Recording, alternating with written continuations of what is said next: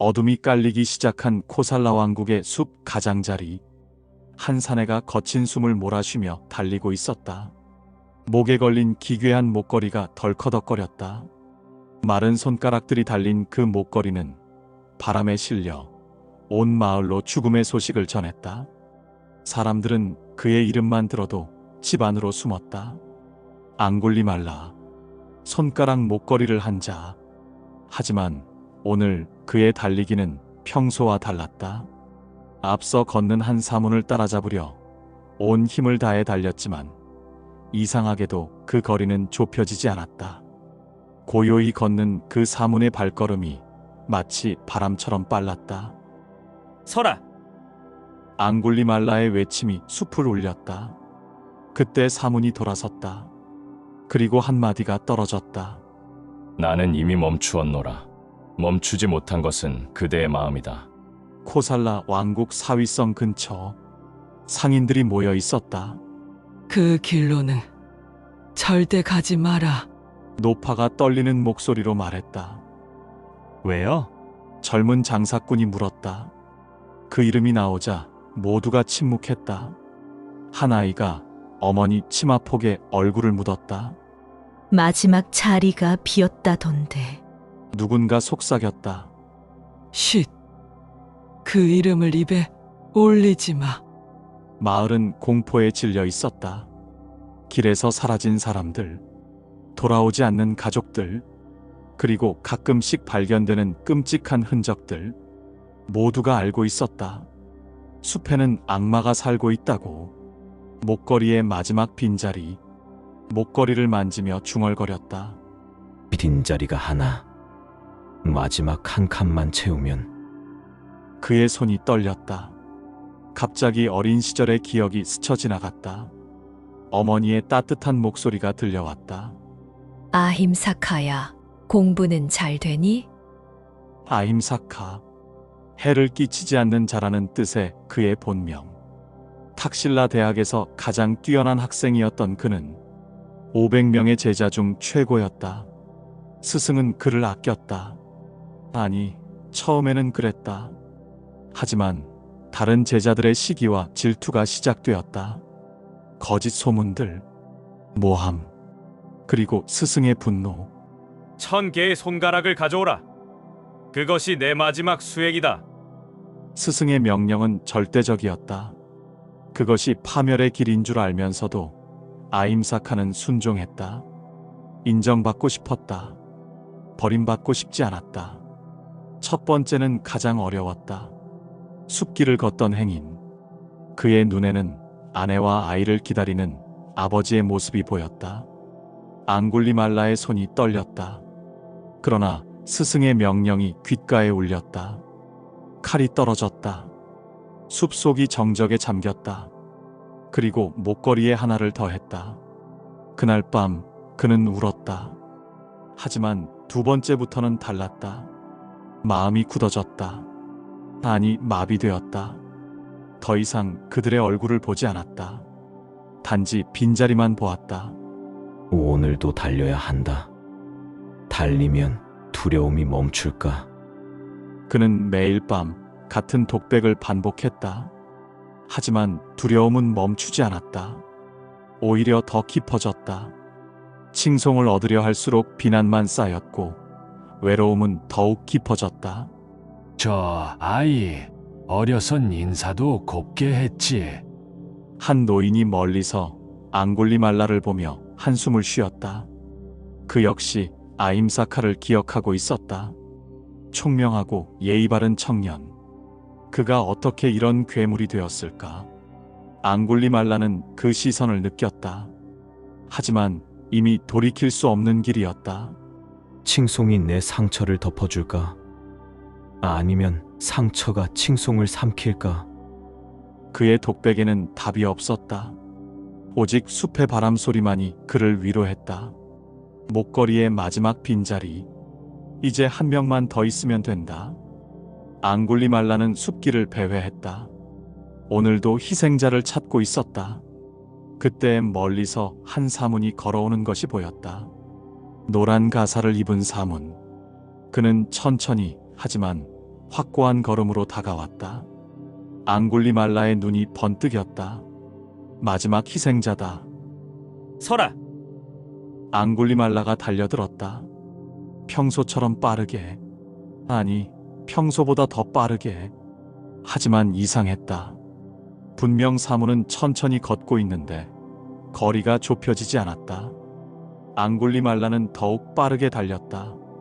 숨이 턱까지 차올랐다. 하지만 여전히 그 거리는 그대로였다. 서라. 서라고 했다. 그의 외침이 더욱 절박해졌다. 이것은 불가능한 일이었다. 그는 누구보다 빨랐다. 수백 번의 추격에서 단 한 번도 실패하지 않았던 그가 천천히 걷는 한 사문을 따라잡지 못하다니. 마침내 사문이 멈춰 섰다. 그리고 돌아봤다. 그의 눈은 고요했다. 두려움도 분노도 경멸도 없었다. 오직 깊은 연민만이 있었다. 나는 이미 멈추었노라. 앙굴리말라는 혼란스러웠다. 무슨 소리냐? 너는 계속 걸었잖아. 나는 이미 멈추었노라. 멈추지 못한 것은 그대의 마음이다. 사문, 바로 붓다였다. 나는 모든 살아있는 존재에 대한 폭력을 영원히 멈추었다. 그러나 그대는 살아있는 존재들에 대해 절제하지 못하고 있다. 그는 계속 말했다. 앙굴리말라의 손에서 힘이 빠졌다. 칼이 떨렸다. 두려움이 그대를 먹였고 그대는 두려움으로 세상을 먹였다. 이제 그 고리를 보라. 붓다의 말은 칼보다 날카로웠다. 앙굴리말라의 가슴을 꿰뚫었다. 내 마음이라니. 앙굴리말라는 자신의 손을 내려다보았다. 붉게 얼룩진 손, 999개의 생명을 짓눌러온 손. 그는 달렸다. 평생을 달렸다. 하지만 그가 쫓은 것은 사람이 아니었다. 자신의 그림자였다. 자신의 두려움이었다. 멈추지 못한 것은 발이 아니라 마음이었다. 툭! 칼이 땅에 떨어졌다. 그 소리가 숲을 울렸다. 목걸이의 무게가 갑자기 천근처럼 느껴졌다. 그 무게 속의 원혼들이 그 소리를 들었을까? 아니면 한 영혼이 깨어나는 소리였을까? 앙굴리말라는 무릎을 꿇었다. 스승이여, 저는 무엇을 내려놓아야 합니까? 먼저 칼, 그리고 칼을 쥐게 한 생각. 붓다는 앙굴리말라를 일으켜 세웠다. 분노가 솟을 때는 숨을 세라. 하나, 둘, 셋. 그 사이에 칼을 쥐던 손이 생명을 살리는 손으로 바뀐다. 앙굴리말라는 처음으로 깊게 숨을 쉬었다. 하나, 둘, 셋. 그 짧은 순간 수많은 얼굴이 스쳐 지나갔다. 그들의 공포, 그들의 애원, 그들의 마지막 숨. 세 번의 숨, 발, 땅, 숨. 판단이 덮치기 전에 감각으로 돌아가라. 보는 데는 오직 보는 것만, 듣는 데는 오직 듣는 것만. 그 단순한 힘이 칼보다 강하다. 이제 걸어라. 하지만 발바닥을 느끼며 걸어라. 앙굴리말라는 한 걸음 내딛었다. 처음으로 땅의 감촉을 느꼈다. 부드러운 흙, 작은 돌멩이, 마른 나뭇잎. 지금까지 그는 달리기만 했다. 쫓기만 했다. 하지만 이제 처음으로 걷고 있었다. 진짜로 걷고 있었다. 이것이 멈춤이다. 마음이 현재에 머무는 것, 과거의 상처에 갇히지 않고 미래의 두려움에 쫓기지 않는 것. 앙굴리말라는 이제 비구가 되었다. 칼 대신 물동이를 들었다. 마을로 돌아갔을 때 사람들은 돌을 들었다. 돌이 날아왔다. 살인자다. 악마다. 돌이 스쳐 지나가며 그의 이마에 상처가 났다. 예전에 앙굴리말라였다면 칼을 들었을 것이다. 하지만 그는 멈췄다. 하나, 둘, 셋. 23번 쉬고 나서야 입을 열었다. 예, 두 손으로 드리겠습니다. 그는 한 노파에게 물을 떠다 주었다.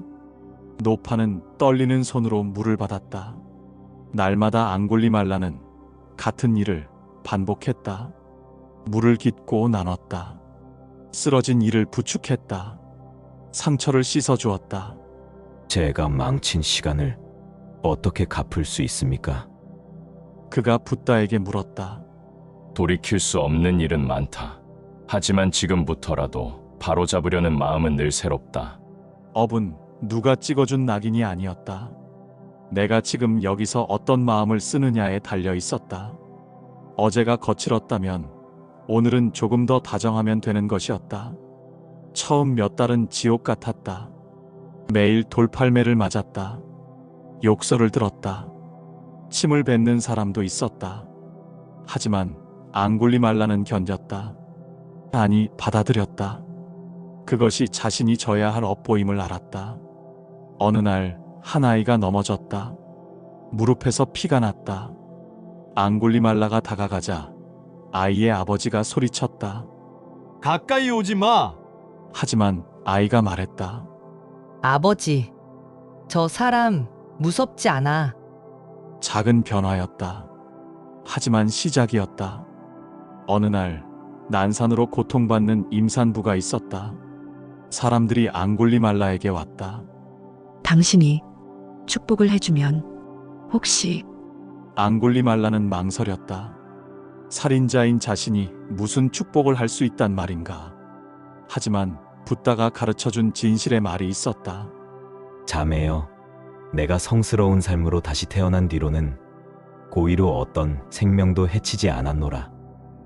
이 진실의 힘으로 그대와 태어날 아이가 평안하기를.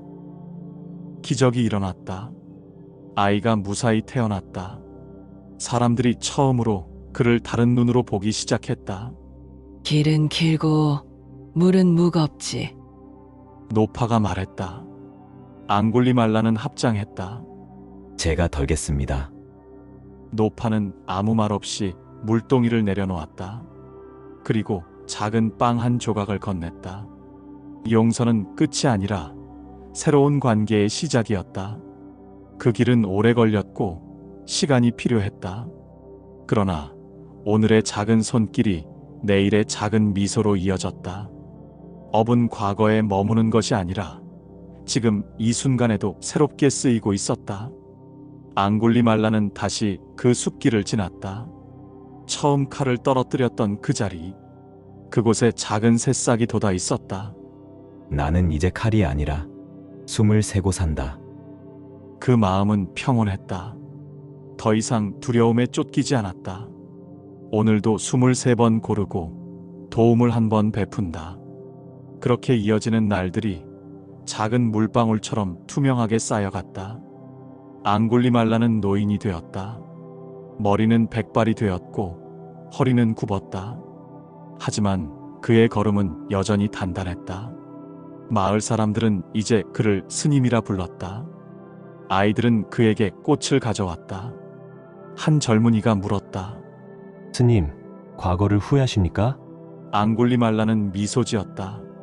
후회는 있다. 그러나 후회에 갇히지 않는다. 나는 오늘도 23번 고르고 도움을 한 번 베풀며 천재를 한 걸음 딛는다. 멈춤은 단순한 기술이 아니라 삶의 지혜였고 자비는 감정이 아니라 내 선택이었다. 앙굴리말라는 많은 이들에게 멈춤을 가르쳤다. 분노가 일 때 3번 숨을 쉬어라. 두려움이 몰려올 때 발바닥을 느껴라. 과거가 덮칠 때 현재로 돌아와라. 그의 가르침은 단순했다. 하지만 그 단순함 속에 깊은 지혜가 있었다. 칼을 내려놓자 칼날도 그를 놓았다. 멈춤은 패배가 아니라 기술이었다. 자비는 감정이 아니라 결정이었다. 앙굴리말라의 마지막 날, 그는 붓다를 찾아갔다. 스승님, 이제 정말로 멈출 때가 온 것 같습니다. 붓다는 고개를 끄덕였다. 그래, 이제 마지막으로 멈출 때다. 평안히 가거라. 앙굴리말라는 조용히 눈을 감았다. 그 목걸이의 무게가 사라졌다. 그들도 모두 평화를 찾았다. 그가 변화함으로써 그들도 해방되었다. 햇빛이 그의 얼굴을 비췄다. 평온한 얼굴이었다. 처음으로 진정한 멈춤에 도달한 얼굴이었다. 여러분은 오늘 무엇을 내려놓을 것인가? 우리 모두는 크고 작은 칼을 쥐고 산다. 분노의 칼, 질투의 칼, 두려움의 칼. 그 칼로 남을 해치고 결국 자신을 상처 입힌다. 앙굴리말라의 이야기는 2500년 전 이야기가 아니다. 바로 오늘 우리의 이야기다. 당신도 멈출 수 있다. 지금 여기서 하나, 둘, 셋. 23번 쉬는 그 짧은 순간이 당신의 인생을 바꿀 수 있다.